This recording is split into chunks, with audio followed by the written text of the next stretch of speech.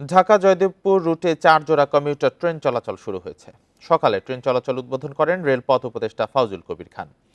উপদেষ্টা বলেন, সাধারণ মানুষের আত্মত্যাগ মনে রেখে তাদের জন্য কাজ করছে সরকার। স্বল্প আয়ের মানুষের যাতায়াতের জন্য কমিউটার ট্রেন উপযোগী উল্লেখ করে স্বাধীনতা দিবসে ঢাকা থেকে নারায়ণগঞ্জ ও নরসিংদী রুটেও কমিউটার ট্রেন চালুর ঘোষণা দেন রেল উপদেষ্টা।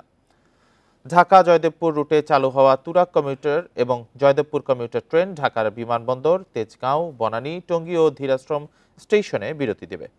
এছাড়া তুরাগ কমিউটার শুক্রবার ও জয়দেবপুর কমিউটারে শনিবার সাপ্তাহিক বন্ধ থাকবে।